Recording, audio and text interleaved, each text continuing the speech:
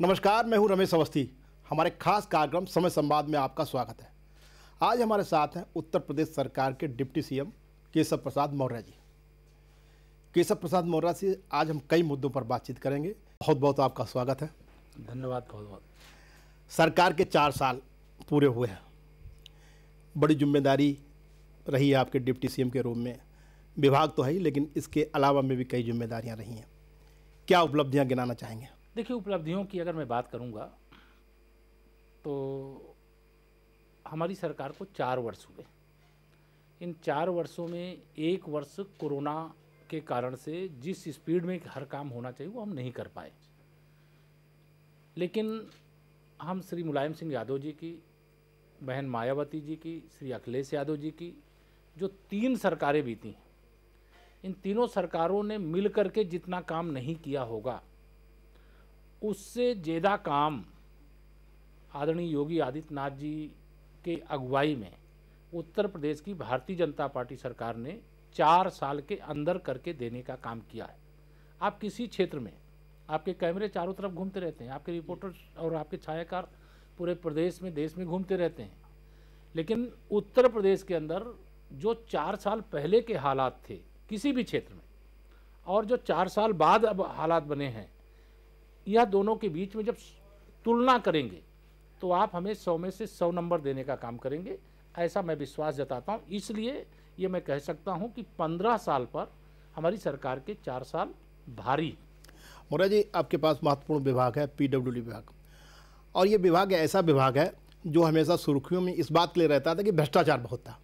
मैं ज़रूर जानना चाहूँगा कि 4 साल की उपलब्धियों में भ्रष्टाचार के ऐसे कितने आपने केस समाप्त किए या ऐसी कितनी कार्रवाई की और कितना भ्रष्टाचार कम हुआ? देखिए, भ्रष्टाचार के खिलाफ ही हम चुनाव में जनादेश लेकर के आए, विकास का वादा करके आए। जो सिंडिकेट बना हुआ था कि अधिकारियों और ठेकेदारों की मिली भगत से, समाजवादी पार्टी की सरकार में तो क्या हाल था वो आपको बताने की आवश्यकता नहीं है। तो सरकार में बैठे हुए लोग हों, चाहे अधिकारी हों और चाहे ठेकेदार हों, सबका एक मिली भगत थी, उसके कारण से गड़बड़ियाँ होती थी। और उस सिंडिकेट को ख़त्म करने के लिए तत्कालिक रूप से पहले तो विभाग को समझना और समझ करके उस पर कदम उठाना। तो हमने तात्कालिक रूप से उसको ठीक करने के लिए पहले तो हमने ई टेंडरिंग शुरू करने का काम किया, फिर सारी चीज़ें हम डिजिटल प्लेटफार्म पर लाने की कोशिश की और उसको हम लाने में कामयाब हुए। इसके पश्चात सड़कों का क्या होता था कि यहाँ सड़क स्वीकृत हो गई, पैसे उसके निकल गए और मौके पे सड़क बनाने की जगह अधिकारी और ठेकेदार मिल करके घटिया काम करते थे। तो हमने गुणवत्ता में भी सुधार करने का काम किया। और जो अधिकारी ऐसे थे, भ्रष्ट थे, गड़बड़ करने वाले थे, जो कॉन्ट्रैक्टर ऐसी फर्में थीं जो गड़बड़ करने का काम करती थीं, उसमें कई फर्मों को हमने ब्लैक लिस्ट करने का काम किया, कई अधिकारियों के खिलाफ दंडात्मक कार्रवाई करने का काम किया। और यह मैं कह सकता हूँ 15 साल की सड़कें अगर पिछली सरकारों की आप देखेंगे और 4 साल की सड़कें भारतीय जनता पार्टी की सरकार के कार्यकाल की देखेंगे तो आप प्रदेश में जाते हैं, आप पहले कैसे, पहले हमें तो गड्ढा युक्त प्रदेश मिला था, खाली खजाना मिला था, ठेकेदारों और अधिकारियों की मिली भगत से सड़कों पे बनाने का काम करने की जगह कागज़ पे काम धरातल पे नहीं होता था। लेकिन आज हमने पूरे प्रदेश के अंदर चमचमाती हुई सड़कें बनाने का काम किया है, गड्ढा मुक्त बनाने का काम किया है। और आप उत्तर प्रदेश किसी भी प्रदेश की सीमा से अगर जुड़ा है तो आप अगर उत्तर प्रदेश से दूसरे प्रदेश में जाएंगे तो आज हमें इस बात पर गर्व है कि दूसरे प्रदेश वाला व्यक्ति जब उत्तर प्रदेश में आता है तो ये कहता है कि जहाँ से सड़कें अच्छी होती हैं वहाँ से हमें पता चल जाता है कि हम उत्तर प्रदेश में आ गए। मौर्य जी, आपने तकनीक की अभी बात की, तो एक मैंने अभी सुना था कि हर्बल सड़कें आप बना रहे हैं, तो ये हर्बल सड़क क्या है? मेरे जरा पीडब्ल्यूडी का मतलब सड़क बनाना, लेकिन हमने 4-5 चीज़ें एक अलग प्रकार से शुरू किया। एक तो पहले जो हमारे प्रतिभाशाली हाई स्कूल और इंटर के टॉप 20 बच्चे होते, चाहे यूपी बोर्ड के हों, सीबीएसई बोर्ड के हों, आईसीएसई बोर्ड के हों, तो उन बच्चों ने अगर टॉप 20 में स्थान बनाया तो उनके घर तक की सड़क बनाते हैं, उसे डॉक्टर APJ अब्दुल कलाम गौरव पथ का नाम देते हैं और उस बच्चे का भी फोटो लगता है जिससे कि लगे कि प्रतिभाशाली बच्चा इस गाँव का है। और जिस विद्यालय से पढ़ करके बच्चा निकलता है, अगर उस विद्यालय की सड़क नहीं तो उस विद्यालय तक की सड़क भी उसी नाम से उसी बच्चे का फोटो लगा करके उसको भी बनाने का काम करते हैं। दूसरा काम, हम लोग खिलाड़ी, हमारे राष्ट्रीय और अंतर्राष्ट्रीय पदक जीत करके आने वाले बच्चे, उनके सम्मान में भी हम लोगों ने एक व्यवस्था बनाई है, मेजर ध्यानचंद विजय पथ, जिसमें खिलाड़ी उनके नाम से सड़क बनाते हैं और उसके अंदर खिलाड़ी के फोटो लगाते हैं, बढ़िया सा वहाँ पे प्रवेश द्वार बनाते हैं और उनके घर तक की सड़क बनाते हैं, लोग जाने। इसी प्रकार से हमारे देश के लिए बलिदान होने वाले, हमारे प्रदेश के लिए बलिदान होने वाले, चाहे सेना के जवान हो चाहे पुलिस के जवान हो, उनके घर तक की सड़क भी उनकी स्मृति में हम बनाते हैं। उसे जय हिंद वीर पथ का नाम देने का काम करते हैं। कोई टॉपर बच्चा है, यूपीएससी में टॉप किया है, आईएएस बना है, अब ऐसे बच्चों के लिए भी हमने योजना बनाई स्वामी विवेकानंद जी के नाम से, उनके घर तक का भी मार्ग बनाते हैं और प्रदेश में ये काम तीव्र गति से चल रहा है। अब मुझे इससे बड़ा संतोष होता है। जो हर्बल मार्ग की आपने बात की, उसकी बात इसलिए मैं आपको बताना चाह रहा हूँ कि चूँकि मैं पर्यावरण प्रेमी हूँ, मैं मानता हूँ कि अगर जल है तो जीवन है। हर्बल मार्ग, अगर हमारे वृक्ष नहीं होंगे, हमारा वन क्षेत्र नहीं होगा, औषधि युक्त वृक्ष, पहले क्या था, कोई इतनी हमारे पास मेडिकल चिकित्सा की व्यवस्था नहीं थी, सब कुछ आयुर्वेद के आधार पर सारे स्वास्थ्य की लोगों की सुविधाएं प्राप्त होती थी। अब हमारी सड़कों के किनारे ज़मीन पड़ी है, हमारे पास बड़ी संख्या में ऐसे लोग हैं जो इस प्रकार का काम कर सकते हैं, तो सारी मैन पावर का भी इस्तेमाल किए, खाली ज़मीन का इस्तेमाल किए, हर्बल मार्ग बनाने का काम किए, जिसमें औषधि वृक्ष भी लगाते हैं और जिसमें सामान्य वृक्ष भी लगाते हैं। बहुत सारा प्लास्टिक का कचरा, जिसके कारण से पशु हो, पक्षी हो, मनुष्य हो, सबको नुकसान हो रहा है। नाले हों, गंदे नाले हों, सब जाम हो जाते हैं, सीवर चौक हो जाता है। तो हमने एक प्रदेश में अभी पायलट प्रोजेक्ट के तौर पे 1500 किलोमीटर सड़कें पहले चरण में हमने कहा प्लास्टिक मार्ग बनाने का काम करिए, तो उसमें काम शुरू हुआ है, उसके टेंडर हो रहे हैं, उसमें भी अच्छा रिस्पांस आ रहा है। और मुझे व्यक्तिगत तौर से, चूँकि पर्यावरण के संरक्षण में विभाग हमारा योगदान दे पा रहा है, इससे हमें संतुष्टि हो रही है। मोरा जी, प्लास्टिक की सड़क की आपने बात की है, तो मैं भी जानना चाहता हूँ और मुझे लगता है जनता भी जानना चाहती होगी कि प्लास्टिक की सड़क पे कैसे ट्रक बस चल पाएंगे, या ऐसी कोई योजना है कि उनको हाईवे बनाएंगे या सिर्फ लिंक रोड पे ही उनका उपयोग किया जाएगा? उसमें क्या है, प्लास्टिक की सड़क, जैसे मान लो हम कोई भी सड़क बनाते हैं तो उसमें कई प्रकार के मटेरियल डाले जाते हैं, मिट्टी भी होती है, गिट्टी भी होती है, फिर बिटमन भी होता है। तो इसमें रेशियो तय किया गया है कि कितने प्रतिशत, लगभग 15% प्लास्टिक उसके अंदर का जो एक यहाँ पे रोजगार भी सृजित होगा इससे, जो प्लास्टिक के कचरे को इकट्ठा करते हैं, फिर उस प्लास्टिक के कचरे से फिर वो उसके दाने बनाने का काम करेंगे, उस दाने को बना करके फिर हम उससे सड़क बनाने का काम करेंगे, तो उसका टिकाऊपन भी है और प्लास्टिक के कचरे का उपयोग भी है, तो हाईवे भी बनाया रोजगार भी।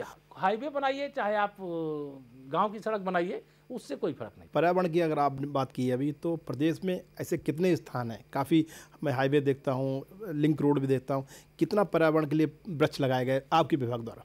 देखिए 300 से अधिक हमारे यहाँ खंड हैं। अभी हमने कहा कि हर खंड में कम से कम आप 5 सड़कें हर्बल मार्ग के रूप में विकसित करिए। और वर्षा काल में हमने यह भी कहा है, सिंचाई विभाग के साथ हम संवाद करके व्यवस्था बना करके ये भी हमने कहा है कि आप वाटर रिचार्जिंग की भी व्यवस्था सुनिश्चित करिए। मोरा जी, आपसे हमारी बातचीत का सिलसिला जारी रहेगा। यहाँ पर लेते हैं छोटा सा ब्रेक, ब्रेक के बाद फिर हाजिर होते हैं। ब्रेक के बाद फिर आपका स्वागत है। हमारे साथ हैं डिप्टी सीएम केशव प्रसाद मौर्य जी। मौर्य जी, गड्ढा मुक्त की बात की गई थी, जब आपकी सरकार आई, आप चुनाव लड़ रहे थे, तो निश्चित रूप से सड़कों की स्थिति बड़ी ख़राब थी और आपने वादा किया कि गड्ढा जो मुक्त है वो अब गड्ढे समाप्त कर देंगे, और काफ़ी प्रयास किया। और मुझे लगता है कि आज प्रदेश में हम लोग जा रहे हैं, काफ़ी कुछ सफलता प्राप्त किया। मुझे लगता है कि अगर रेशियो की बात की जाए तो मैक्सिमम सफलता प्राप्त की, लेकिन अभी भी कहीं कहीं गड्ढे हैं। तो इनके लिए क्या विभाग के लोग जिम्मेदार हैं या कुछ कंट्रोवर्शियल चीज़ें हैं इसलिए नहीं हो पा रहे हैं, क्या कारण है, उनको कैसे? देखिए, कहीं गड्ढे होंगे तो उसके दो होता है विषय इसका, कि ऐसा नहीं कि गड्ढे बनने के बाद फिर कभी गड्ढे बनेंगे नहीं। एक तो होता है कि हम गड्ढा मुक्त बनाने का काम करते हैं और फिर वर्षा अगर अधिक हो जाती है या ओवरलोड भी कई जगह चलने लगते हैं तो उसके कारण से फिर से गड्ढे बनते हैं, हम उसको फिर बनाने का काम करते हैं। अक्सर देखा तो ये पता चला कि ये सड़क मंडी समिति की है, इसलिए नहीं बन पाई, इसलिए इसमें गड्ढा है। तो इसके लिए कोई अलग व्यवस्था है कि आप तो डिप्टी सीएम भी हैं? इसके लिए हम लोगों ने बात किया है कि क्यों ना सारी सड़कों के काम को लोक निर्माण विभाग के माध्यम से किया जाए, इस पर विचार हो रहा है। और विचार करके भविष्य में हम लोग प्रयास कर रहे हैं कि जो भी सड़कों का काम है, विकास प्राधिकरण को अगर अलग कर दो, नगर निगम को अलग कर दो, जो सड़कों के लिए जिनके पास अलग से व्यवस्था रहती है। बाकी जो विभागों की सड़कें हैं उसको हम लोग एक साथ करके उनको बनाने का प्रयास कर रहे हैं। मोरा जी, कितनी ऐसी सड़कें हैं जो 4 साल में कितने किलोमीटर सड़कें आपके विभाग द्वारा बनाई गई हैं? हमारे यहाँ देखिए, अभी अगर हम आज की डेट में कहें तो लगभग 14,000 किलोमीटर सड़कों को तो हमने सुधारने का ही काम नहीं किया, उनका चौड़ीकरण और सुदृढ़ीकरण का भी काम किया है। तो प्रतिदिन 20 किलोमीटर लगभग सड़कें, उसमें ग्रामीण मार्ग से लेकर के स्टेट हाईवे तक हम 20 किलोमीटर प्रतिदिन नवनिर्माण और सुधार का काम कर रहे हैं प्रदेश के अंदर। हर 3 दिन में एक पुल, चाहे वो छोटा पुल हो, बड़ा पुल हो, आरओबी हो, फ्लाईओवर हो, यह भी बना करके देने का काम कर रहे हैं। हर विधानसभा क्षेत्र में अपने माननीय विधायकों के प्रस्ताव पर कम से कम 5 ऐसे नाला के ऊपर पुल बनाना हो, छोटी नदियों के ऊपर बनाना हो या बड़ी नदियों के ऊपर बनाना हो, सब मिलाकर के 5 हम करेंगे। तो 5 का कई विधानसभा क्षेत्रों में हम लोग 20-20 बना चुके हैं। मैं केवल पीडब्ल्यूडी का आपको बता रहा हूँ। और 1 लाख किलोमीटर बाकी दूसरे विभागों की भी लगभग सड़कें हैं, वह जो बना रहे हैं वो अलग है। अगर हम सबको जोड़ेंगे तो हम पता चलेगा 30 किलोमीटर प्रतिदिन बना रहे हैं उत्तर प्रदेश में। तो सड़कें हमारी बहुत तेज़ी से बड़ी मात्रा में बने। मोरा जी, 1 साल सरकार का रह गया, अगर आपके विभाग की हम बात करें तो क्या क्या ऐसे मेजर प्रोजेक्ट हैं जो ड्रीम प्रोजेक्ट हैं अभी रह गए, जो और आप करना चाह रहे हैं 1 साल में? देखिए, उत्तर प्रदेश में हम लोगों ने 70 स्टेट हाईवे बनाने का काम किया है। अब उन स्टेट हाईवे बनने का मतलब है कि वह पूरा का पूरा चौड़ीकरण हो जाए, उनका सुदृढ़ीकरण हो जाए, और जहाँ कहीं पर हमारे पास एमडीआर ओडीआर का हिस्सा नहीं है तो वहाँ नया निर्माण करना पड़ता है, अधिग्रहण करना पड़ता है। तो सारे स्टेट हाईवे हम कंप्लीट करना चाहते हैं। सारे हम तहसील और ब्लॉक को 2 लेन से जोड़ना चाहते हैं। सारे जिला मुख्यालय और तहसील मुख्यालय को 4 लेन से जोड़ करके कंप्लीट करना चाहते हैं। जो ग्रामीण मार्ग हैं, जो गांव के अंदर लोग रहते हैं, उन लोगों को जो अभी 3 मीटर चौड़ी सड़क है उसे हम 5 मीटर चौड़ी सड़क, चूँकि पहले गांव में 1 साइकिल हो, 2 साइकिल हो, यही बड़ी बात होती थी। लेकिन अब हर गांव में कहीं ट्रैक्टर हो गया है, कहीं बसें हो गई हैं, कहीं ट्रकें हो गई, कहीं मतलब लोग रोजगार की तलाश में अलग अलग प्रकार के कारोबार शुरू किए हैं। तो 5 मीटर चौड़ी सड़क जो ग्रामीण मार्गों की करने का विचार किया है, वह बहुत बड़ा काम है, उसका बहुत परिणाम होगा और गांव के लोगों को बहुत बड़े पैमाने पर रोजगार मिलेगा। तो एक तो ये हमारा मतलब प्राथमिक लक्ष्य है। और दूसरा, लगभग 6,000 गाँव, 250 तक की आबादी और 2011 की जनगणना के अनुसार ऐसे हैं जो अभी मुख्य मार्गों से, पक्के मार्गों से नहीं जुड़े, तो उनको भी हम लोग जोड़ने का अभियान चला रहे हैं। आपके पास पीडब्ल्यूडी के अलावा में राजकीय निर्माण निगम भी है, तो उस विभाग ने क्या क्या काम ऐसे किए हैं? देखिए, राजकीय निर्माण निगम एक निर्माण एजेंसी है, लेकिन वो हमें, चूँकि उत्तर प्रदेश की सबसे बड़ी निर्माण एजेंसी है और बहुत बड़े बड़े काम किया है, तो जो काम नॉमिनेशन बेसिस पे मिलता है हम स्टेट के अंदर करते हैं, और जो काम टेंडर प्रोसेस के आधार पर मिलता है हम प्रदेश अपने यूपी के बाहर भी टेंडर लेते हैं और वहाँ पर भी काम करते हैं। तो निर्माण निगम का इसी प्रकार से हम सेतु निगम पहले प्रदेश में बनाता था, देश में बनाता था, विदेश में बनाता था, और हम प्रयास कर रहे हैं कि देश के बाहर भी हम उत्तर प्रदेश सेतु निगम और उत्तर प्रदेश राज्य के निर्माण निगम, इनको देश के बाहर भी लेकर के चलें। हम दुनिया के अंदर प्रतियोगिता करने वाले निगम के रूप में इनको विकसित कर रहे हैं और हम काफ़ी आगे बढ़े। प्रयाग में आपने काफ़ी सड़कों का जाल बिछा रखा है, आगे भी कुछ और योजनाएं हैं जो प्रयाग क्षेत्र और विकसित हो? हम जिस प्रकार से प्रयागराज का विकास कर रहे हैं उसी प्रकार से हम गोरखपुर का भी विकास करते हैं, उसी प्रकार से हम वाराणसी का विकास भी करते हैं, उसी प्रकार से हम लखनऊ का विकास भी करते हैं, उसी प्रकार से कानपुर करते हैं। अर्थात हमारी सरकार में उत्तर प्रदेश के सभी 75 जनपद, सभी 403 विधानसभा क्षेत्र, सभी 80 लोकसभा क्षेत्र, आप तुलनात्मक अगर पता करेंगे तो आपको ध्यान में आएगा कि हमारी सरकार में सड़कों के मामले में हो या अन्य किसी योजना के मामले में कोई भेदभाव नहीं हुआ। आपके विभाग के अलावा में एक समस्या है, हालांकि समाधान करने का प्रयास किया जा रहा है सरकार द्वारा, आवारा पशुओं की। बुंदेलखंड हो या तमाम और क्षेत्र ऐसे हैं जहाँ आवारा पशुओं की समस्या, उसका क्या स्थायी समाधान हो सकता है? इससे कहीं न कहीं किसान परेशान है। नहीं, किसान परेशान है, और मैं भी किसान का बेटा हूँ, इसलिए मैं किसान की परेशानी को समझता हूँ।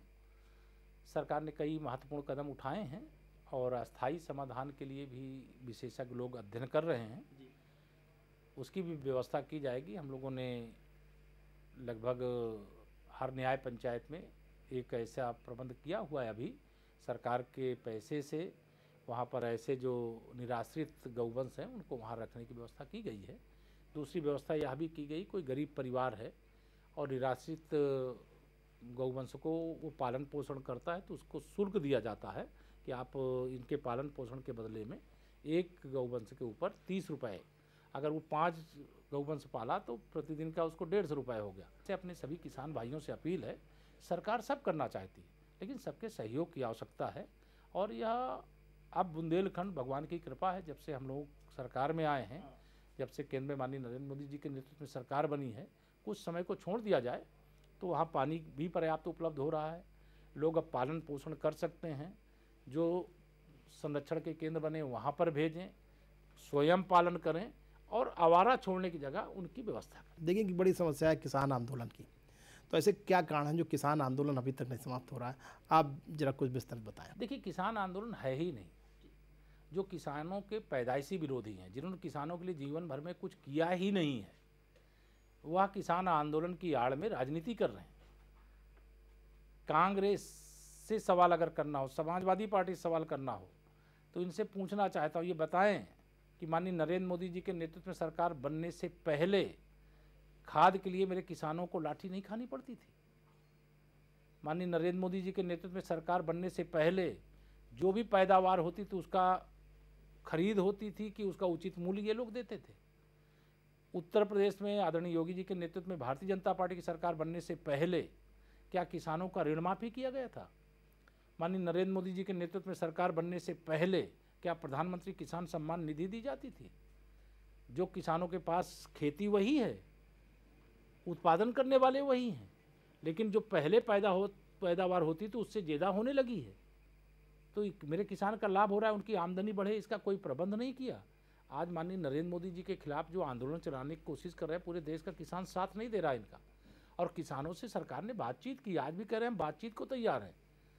जिद है कि नहीं सारे कानून वापस लो। अरे कानून जब किसान के हित में है, देश के हित में है, कृषि के हित में, कैसे वापस ले लेंगे? कोई कमी है आप बताओ, उसको हम सुधार देंगे। एमएसपी की बात कर रहे थे कि हम, प्रधानमंत्री जी ने स्वयं बोला कि एमएसपी नहीं समाप्त हो रही है, फिर कहाँ मुद्दा बचा? आपको लगता है किसान आंदोलन का राजनीतिकरण हो गया? 100% उसमें किसान के नाम पे अगर आंदोलन होता, समस्या होती, तो सरकार समस्या के समाधान के लिए दरवाजे खोल करके बैठी। दरवाजे खोल के जब बैठी तो जाइए आप बताइए, समस्या हल हो जाएगी। लेकिन आप समस्या के समाधान के लिए नहीं, अपनी राजनीति चमकाने के लिए। क्या ज़रूरत थी वहाँ श्री अखिलेश यादव जी की? क्या ज़रूरत थी वहाँ जयंत चौधरी जी की? क्या ज़रूरत थी राहुल गांधी जी की? क्या ज़रूरत थी प्रियंका वाड्रा जी की? क्या ज़रूरत थी वहाँ अरविंद केजरीवाल जी की? ये राजनीति वहाँ करने की कोशिश कर रहे हैं। तो देश का किसान भी समझता है, गरीब भी समझता है, मजदूर भी समझता है। मौर्य जी, आपसे बातचीत का सिलसिला जारी रहेगा। यहाँ पर लेते छोटा सा ब्रेक, और ब्रेक के बाद मौर्य जी से हम पश्चिम बंगाल की राजनीति के हालात पर चर्चा करेंगे, क्योंकि मौर्य जी निरंतर पश्चिम बंगाल का दौरा कर रहे हैं और उनसे हम जानेंगे कि वहाँ भारतीय जनता पार्टी के पक्ष में क्या माहौल है। ब्रेक के बाद फिर आपका स्वागत है। हमारे साथ हैं डिप्टी सीएम केशव प्रसाद मौर्य जी। मौर्य जी, उत्तर प्रदेश में तो आप राजनीति कर ही रहे हैं, अब आपकी जिम्मेदारी और आपके दौरे पश्चिम बंगाल में लगा दिए गए हैं, तो पश्चिम बंगाल में भारतीय जनता पार्टी की स्थिति को क्या मानते हैं? पश्चिम बंगाल की आपने चर्चा की है, तो मैं पश्चिम बंगाल के लिए इतना ही कह सकता हूँ कि पश्चिम बंगाल में बदलाव की बयार चल रही है, मोदी लहर चल रही है। पूरा पश्चिम बंगाल भाजपा मय हो गया है। जय श्री राम की आवाज़ उन गांव गली और गलियारों से, मोहल्लों से निकल करके आ रही है, जहां कभी जय श्री राम बोलने का मतलब शायद वहां उतना श्री राम जन्मभूमि आंदोलन का प्रभाव भी उस काल में नहीं रहा है, लेकिन वहां पर भी लोग उठ करके खड़े हुए।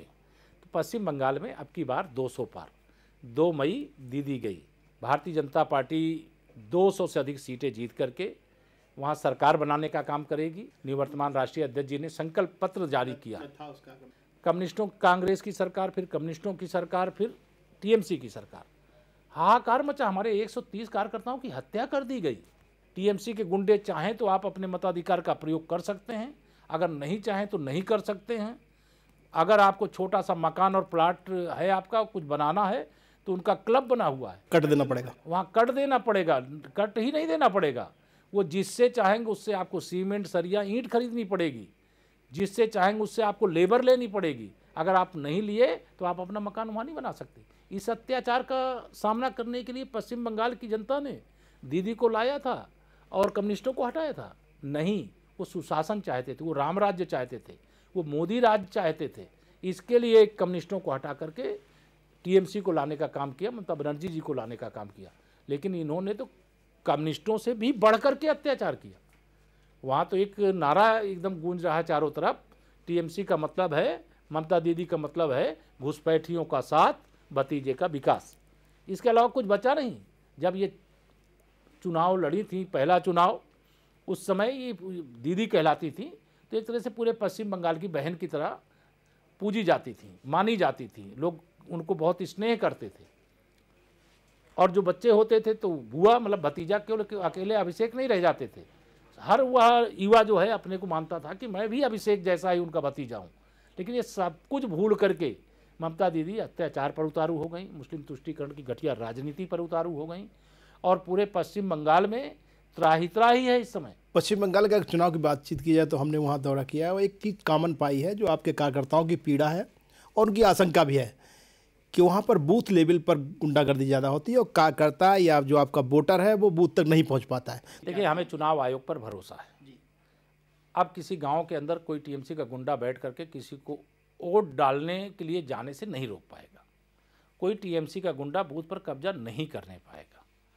और जिन घरों में आपको टीएमसी का झंडा दिखाई दे रहा होगा, जिन घरों में टीएमसी का कार्यकर्ता दिखाई दे रहा होगा, मैं दावे से कहता हूं, जो मैंने वहां का अध्ययन किया लगभग 3 महीने में, उन घरों से भी भारतीय जनता पार्टी का कमल खिलेगा, भारतीय जनता पार्टी को वोट मिलेगा।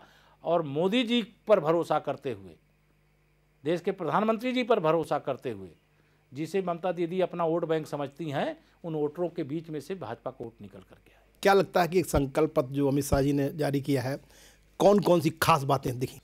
देखिए, संकल्प पत्र, हम जब उत्तर प्रदेश का चुनाव लड़ रहे थे तब भी संयोग से उस समय हमारे माननीय राष्ट्रीय अध्यक्ष थे अमित जी, और उन्होंने जारी किया था। जो संकल्प पत्र में लिखा गया वही सरकार का रोड मैप था। अब शिक्षा हर बेटी का अधिकार है। अगर ग्रेजुएशन तक की शिक्षा की व्यवस्था की गई तो ये बहुत बड़ा कदम है। जो मतुआ संप्रदाय के लोग जो बांग्लादेश बनने के बाद वहाँ से निकाले गए, देश के विभाजन के बाद निकाले गए, उनकी कोई खबर नहीं ली। हमारी सरकार ने खबर ली कि हम 3,000 रुपये महीने ऐसे परिजनों को देने का काम करेंगे। जो हमारे 130 कार्यकर्ता मारे गए, उन परिवारों को 25-25 लाख का मुआवजा देने का काम करेंगे।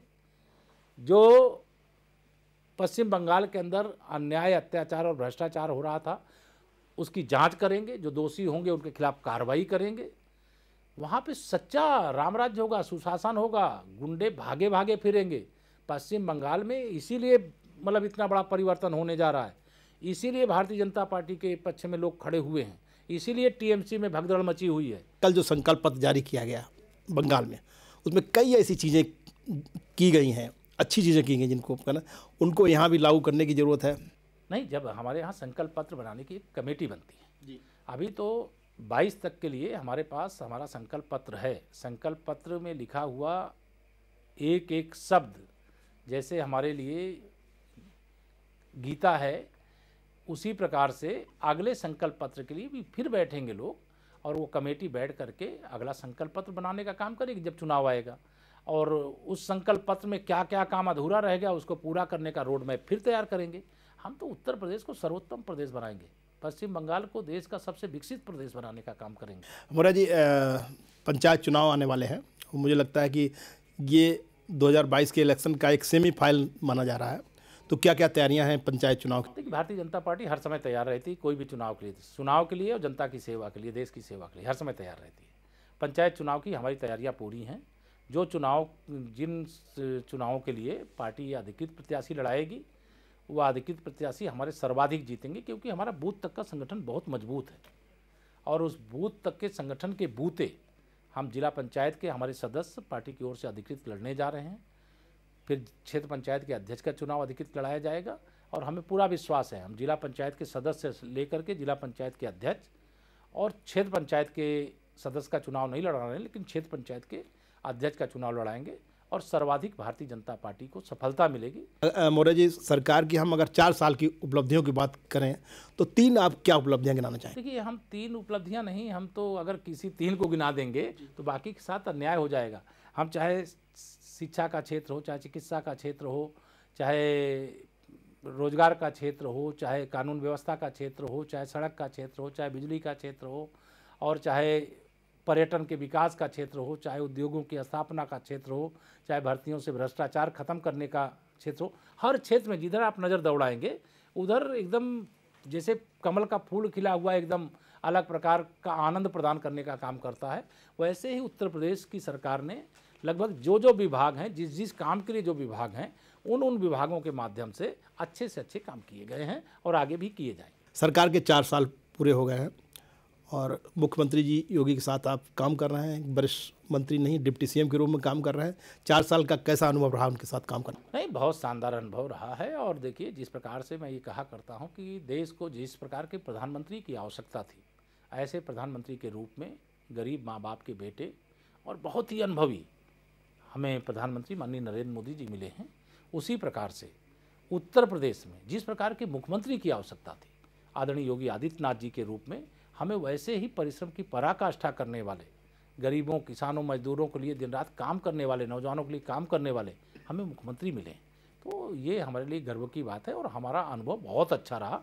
हम दोनों लोग मिल करके उत्तर प्रदेश को विकास के पथ पर आगे ले जाने, पूरा मंत्रिपरिषद एक संगठन का ऐसा समूह है और सरकार और संगठन के बीच में तालमेल की जहाँ तक बात है, योग्य ढंग से तालमेल करके हम प्रदेश को आगे बढ़ाने में, संगठन को मजबूत करने में, जनता की ज़रूरतों को पूरा करने का काम सर्वोच्च प्राथमिकता के आधार पर कर रहे हैं। उसमें हमें सफलता मिली। तो मौर्य जी, हम माने कि उत्तर प्रदेश में जो सपना था उत्तम प्रदेश बनने का, वो पूरा हुआ? उत्तम प्रदेश बनने का, सर्वोत्तम प्रदेश बनने का, गुंडागर्दी, माफियागिरी, भ्रष्टाचार से मुक्त प्रदेश बनने का और सुशासन और रामराज प्रदान करने का जो सपना था, वो निश्चित तौर से पूरा हो रहा है। और हमारा प्रदेश सभी क्षेत्रों में आगे बढ़ रहा है। हर क्षेत्र में, मतलब चाहे अर्थव्यवस्था हो, चाहे निवेश हो, चाहे सुशासन हो, चाहे गुंडे अपराधियों के खिलाफ, माफियाओं के खिलाफ कार्रवाई हो, हम हर क्षेत्र में आगे बढ़ रहे हैं और यह बढ़त हमारी लगातार जारी रहेगी।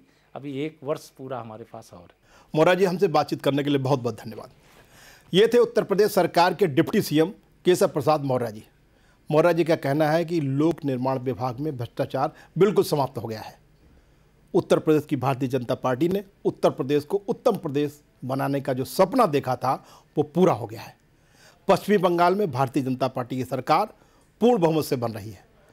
आज इस कार्यक्रम में इतना ही। बने रहिए सहारा समय के साथ। सहारा।